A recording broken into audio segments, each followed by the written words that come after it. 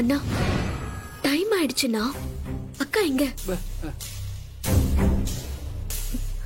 Madam sir என்ன sir, உங்க lawyer இன்னும் இங்க வரல. போன் பண்ணாலும் போன் எடுக்க மாட்டேங்கிறாரு. ஜட்ஜி கேள்விக்கு மேல கேள்வி கேட்டுட்டு இருக்காரு சார். உங்களை நம்பினதுக்கு கடைசி நேரத்துல எங்களை காலை வரி விட்டுட்டீங்க. சாரி மேடம், எங்க மேல எந்த தப்பும் இல்ல. சார் வர வழியில யாரோ 4 ரவுடிங்க பிளாக் பண்ணி அவர் அடிச்சு போட்டாங்க. ஐயோ, இப்ப அவர் ஹாஸ்பிட்டல்ல இருக்காரு. சார் நாங்க இப்ப என்னதான் பண்றது? சாரி மேடம், தப்பா எடுத்துக்காதீங்க. ஐயோ சார்,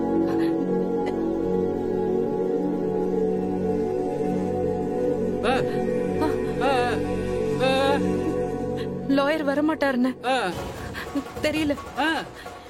அந்த திவ்யா ஆளுங்க அவரை போட்டு அடிச்சிட்டாங்களாம். ஹாஸ்பிட்டல்ல அட்மிட் ஆயிருக்காரு. எனக்கு என்ன பண்றதுன்னே தெரியல. என்னால வெற்றியை காப்பாத்த முடியாது.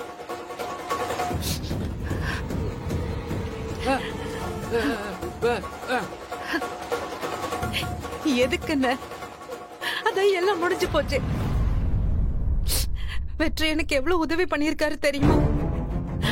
ஆனா இன்னைக்கு என்னால அவருக்கு உதவி பண்ண முடியலையே. அவரை காப்பாத்த முடியலன்னு நான் எதுக்கும் லாய்க்கில்ல.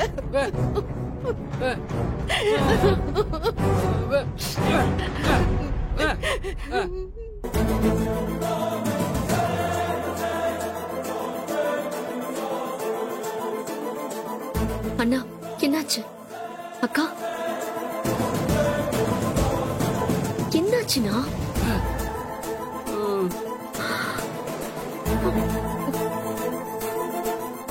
குற்றம் சாட்டப்பட்ட வெற்றிக்கு எதிரான ஆதாரங்கள், சாட்சிகள் அனைத்தும் மை லார்ட்.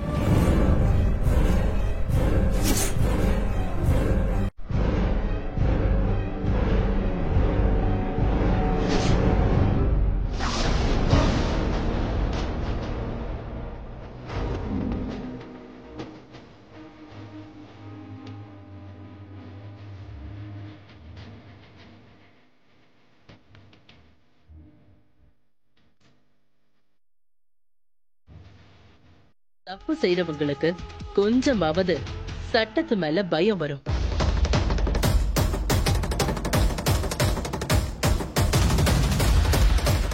என்னம்மா, உங்க கட்சிக்காரர் தப்பு செய்யலன்னு உங்ககிட்ட ஏதாவது எவிடன்ஸ் இருக்கா?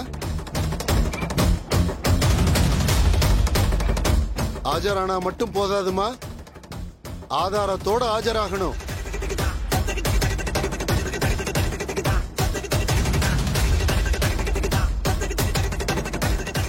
இறுதி விசாரணையும் தீர்ப்பும் நாளை ஒத்திவைக்கப்படுகிறது.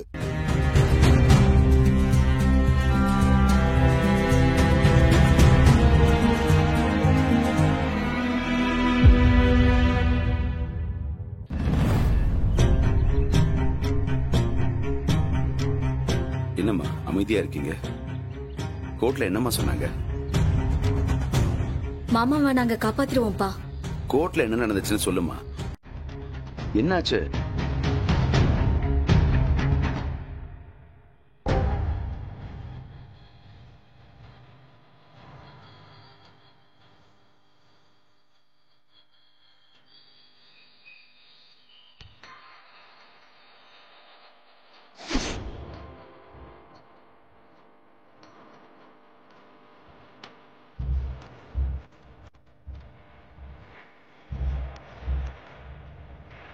இப்ப வரைக்கும் இந்த கேஸ்ல மாமாவுக்கு என்ன சாட்சியம் இல்லப்பா. திவ்யா அனுப்பின வீடியோ மெசேஜும் டெலீட் ஆயிடுச்சு. ஆனா அவரை எப்படியும் காப்பாத்திடுவோங்கிற நம்பிக்கை இருக்குப்பா. ஆனா அதுக்கான வழிதான் என்னன்னு தெரியல. இங்க பாரு, பதட்டப்படாம நிதானமா யோசிச்சாலே என்ன பண்ணணும்னு நமக்கே தெரியும். ஒருத்தரால நமக்கு ஒரு பிரச்சனை நடக்குதுன்னா அதுக்கு முன்னாடியும் பின்னாடியும் என்னென்ன சம்பவம் நடந்திருக்குன்னு கொஞ்சம் யோசிக்கணும். அதெல்லாம் சரியான முறையில விசாரிச்சாலே ஒரு நல்ல முடிவை கண்டுபிடிச்சிடலாம். இந்த காலத்துல பொய்யான சாட்சியெல்லாம் சில பேர் ரெடி பண்ணி கோர்ட்ல ஒண்ணு இல்லாம பண்ணிடுறாங்க. இது ஜோடிச்ச கேஸ் தானே. மாப்பிள்ள தப்பு பண்ணிருக்க மாட்டார்னா நமக்கு நல்லா தெரியும். நல்லா யோசி. இங்க பாருமா, இங்க தீர்க்க முடியாத பிரச்சனைன்னு எதுவுமே இல்ல. அப்போ அவங்க வீட்டுல வேலை செய்யறவங்க எல்லாம் இந்த சம்பவத்தை நேர்ல பார்த்தேன்னு சொன்னாங்கல்ல?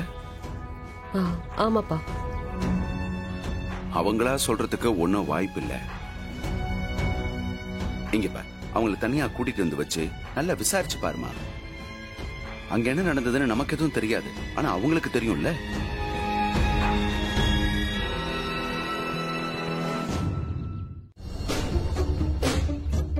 மொத்தம் நீங்க எத்தனை பேரு? நாங்க 4 பேர் மேடம். 4 பேரும் கோர்ட்டுக்கு வந்தீங்களா? ஆமா வந்தோம் மேடம். இது பாருங்க, பொய் சொல்லக்கூடாது. நீங்க பொய் சொன்னது கோர்ட்ல ப்ரூவ் ஆச்சுன்னா உங்க முதலாளி அம்மா மட்டும் இல்ல, நீங்க எல்லாரும் ஜெயிலுக்கு போற மாதிரி இருக்கு.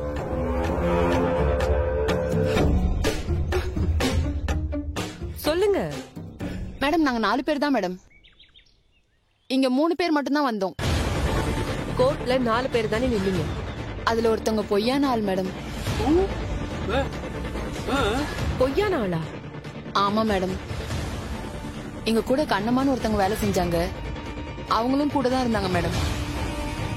ஆனா கோர்ட்ல சாட்சி சொல்றதுக்கு வேற ஆள் வந்தாங்க மேடம். கண்ணம்மா எங்க? 2 நாளா அவங்க எங்க போனாங்கன்னு தெரியல மேடம். போன் பண்ணாலும் எடுக்கல. அவங்கள எங்கேயோ மறைச்சு வச்சிருக்காங்க. அந்த கண்ணம்மா மட்டும் ஏன் கடத்தணும்? அந்த அம்மா பொய் சாட்சி சொல்ல மாட்டேன்னு சொல்லிட்டாங்க. அவங்கள ரகசியமா மறைச்சு வச்சிருக்காங்க மேடம். அவங்கள எங்க மறைச்சு வச்சிருக்காங்க உங்களுக்கு தெரியுமா?